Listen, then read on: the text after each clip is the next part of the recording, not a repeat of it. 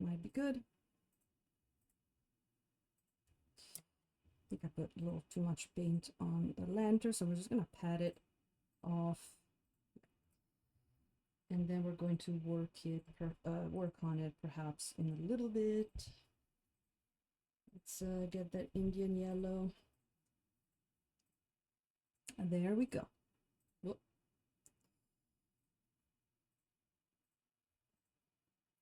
So I feel like the pre-glaze is really good for when you want to do object source lighting, because you can start having it very, very early on, and it's kind of cool. Let's finish this this statue. Let's get a little bit of grayish tones.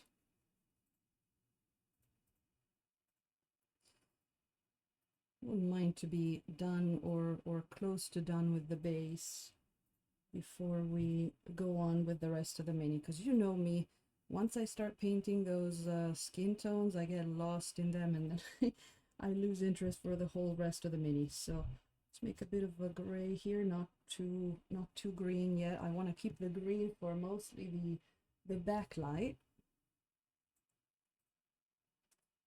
And I think it's going to be a cool contrast, right, with the warmer colors of the front, some browns and whatnot.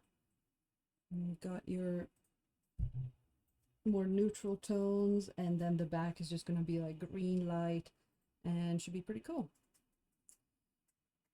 Gotta paint that quiver a little bit though. There we go. It has been really good to be back. I'm gonna tell you that I have been missed painting very, very much.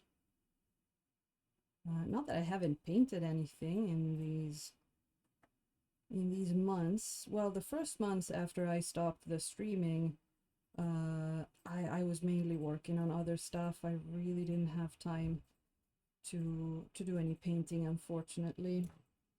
But then lately, in the last couple of months before I restarted the stream, I actually got to do a few cool projects, some both in oils and in acrylics. Like I was saying before, I got the chance to do a bit of like an oil painting demonstration at an event here in Japan, which was pretty cool. And getting the reactions of people here in Japan, seeing oil paint for the first time, it's always fun. Okay, let me see.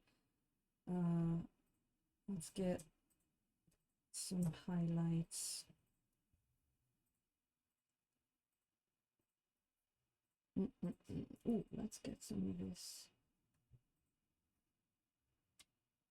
Just want to add a little bit of leather color to that quiver. See what we can do.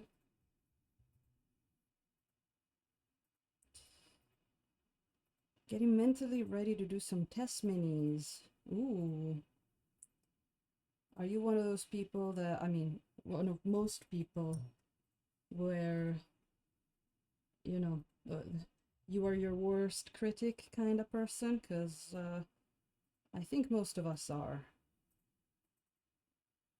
I think it's really hard to satisfy the critic number one. I'm always, even like, same for me. Whenever I do something and it's like, yeah, it was fun, it's good, but it's never good enough, right? And that's not a bad thing. But sometimes it can be a little tough. Yeah, I know. And then you know, I always say there's always, it doesn't matter how good you get, there's always going to be someone better than you at something. So if you compare yourself to that someone, you know, you're always going to look like shit. One good thing to